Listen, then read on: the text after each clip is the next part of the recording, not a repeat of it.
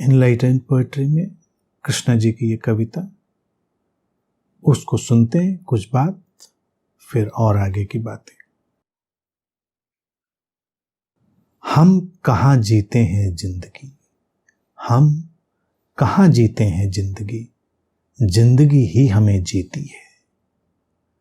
वक्त के इस कारवां में अपने ही ढंग से हर दिन बीता है, अपने ही ढंग से हर रात बीती है, जिंदगी ही हमें जीती है। बाहर से कितना ही भर ले कोई खुद को, भीतर की दुनिया सबकी ही रीति है। बूंद बने कब मोती, इस इंतजार में लीन, जिंदगी की सीपी है। सबको सीनी होती है अपनी चादर जग में, सबको सीनी होती है अपनी चादर जग में, जिंदगी तो बस यहाँ सुई में धागा पिरोती है। वो कहाँ किसी की चादर खुद सीती है। सब हार जीत जग में इस सीमित मन की है, सब हार जीत इस जग में इस सीमित मन की है। जिंदगी न कभी हारी है, जिंदगी न कभी जीती है। हम कहाँ जीते हैं जिंदगी, जिंदगी ही हमें जीती है। यही वो अद्वैत वननेस, उसी स्रोत का फैलाव। हमको लगता है कि हम जिंदगी को कोई दिशा दे रहे हैं, वस्तुतः जिंदगी ही हमें दिशा दे रही है। तो ये कहना कि हम जीवन जी रहे हैं, ये थोड़ा बेईमानी है। अच्छा और वाइज, बुद्धिमत्तापूर्ण, समझदारीपूर्ण ढंग यही है कि जीवन हमें जी रहा है जैसे उसको जीना है, जिसके भीतर उसको जैसा होना है वैसा जीवन उसके भीतर हो रहा है। हमको लग रहा है कि हम ये दिन रात अपने ढंग से चला लेंगे।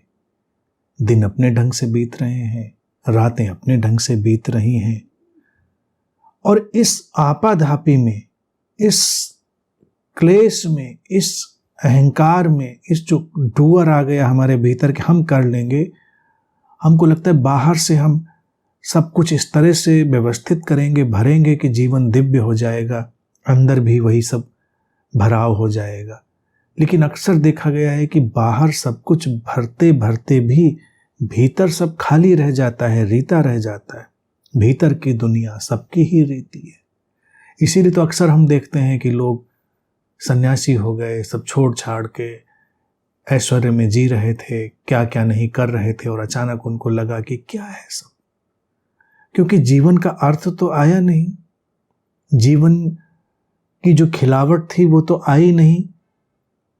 व्यक्ति उसकी तलाश में निकलता है, जैसे बुद्ध छोड़कर सब निकल गए घर। ऐसी बहुत सारे लोगों की स्थिति होती है, क्योंकि बाहर का भराव भीतर के खालीपन को, रीतेपन को और उभार देता है। बूंद बने कब मोती, इस इंतजार में लीन, जिंदगी की सीपी है। ये जिंदगी उस सीप की तरह है जो अपनी जगह पर है। बूंद न जाने कितना सफर तय करके उस तक पहुंचती है और मोती बन जाती है। कौन सी बूंद मोती बनेगी, ये वो स्रोत, वो अस्तित्व तय करता है। जिस बूंद को मोती बनना होता है वो सीप में जा गिरती है और एक दिन मोती बन जाती है। कोई बूंद अपने विल पावर से नहीं चलती है कि बादल से निकली, भटकी और बड़ी स्ट्रेटेजी अपनाई, कोर्स किया, साधना करी, और उसके बाद फिर वो जाकर मोती बनी। मोती एनलाइटनमेंट है। जीवन की सीप तो इंतजार में है, वो लीन है इंतजार में। बूंद को बस बह जाना होता है, अपने ढंग से उसको जाना होता है। कौन जाने कब वो किसी सीप में जा पड़े, कौन जाने, हम नहीं जानते। कब कहाँ बोध के फूल खिल जाएंगे, कब कौन बूंद मोती बन जाएगी, ये कोई नहीं जानता। जीवन की सीप लेकिन इंतजार में है। सबको सीनी होती है अपनी चादर जग में, जिंदगी तो बस यहाँ सुई में धागा पिरोती है। व्यवस्थाएं मिलेंगी, सहयोग मिलेगा, लेकिन चादर को खुद सीने की कला भी उसने दी है तो वो करनी पड़ेगी।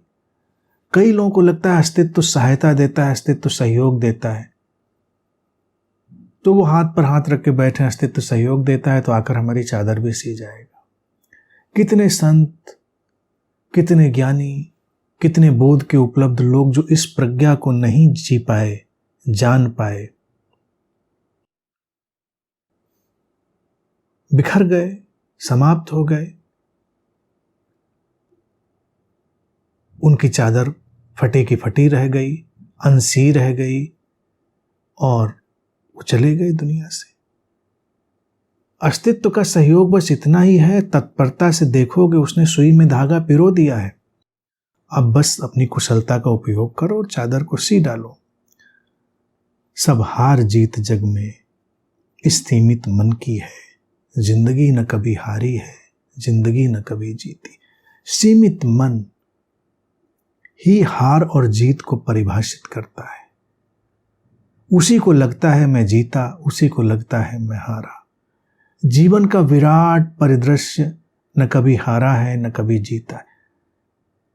सागर से उठी लहर अगर अपना एक सीमित मन बना ले तो उसको लगेगा मैं उठी, मैं गिरी, लेकिन उस विराट सागर में न कुछ उठा न कुछ गिरा। वो तो एक लीला चल रही है,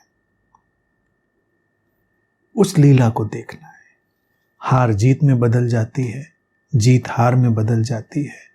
जीत हार का करना क्या है यहां पर? जो लम्हा सामने आए, जो क्षण सामने आए, उसको पूरी तरह बस जी लेना है, गुजर जाना है उससे। और ये नहीं सोचना है कि हम गुजरेंगे, हम जिएंगे, हम बनाएंगे उसको। वो तो जिंदगी ही हमको जिएगी, जीवन ही हमको जिएगा।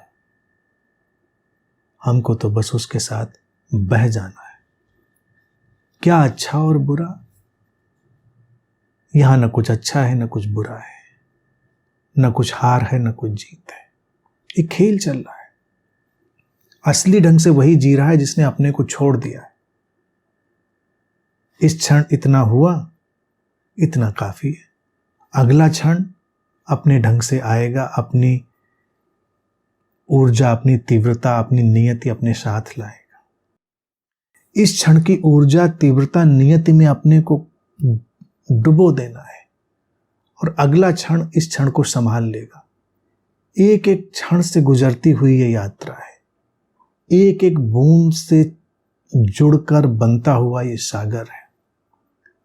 तो हमेशा इस बात को ध्यान रखें और जीवन में मंत्र की तरह याद रखें कि जीवन जीने की कोशिश न करें। जीवन हमको जैसे जी रहा है उसमें बाधा न डालें, उसमें अड़चन न डालें, और फिर देखेंगे कि जीवन की गणित, जीवन का काव्य सर्वोत्तम है, जीवन की व्यवस्थाएं सर्वोत्तम है, उसमें कोई चूक नहीं होती। हमारे गणित काव्य व्यवस्थाओं में जरूर चूक होती है। तो इस दृष्टि से इन सारी बातों को समझें और याद रखें, बहुत काम की।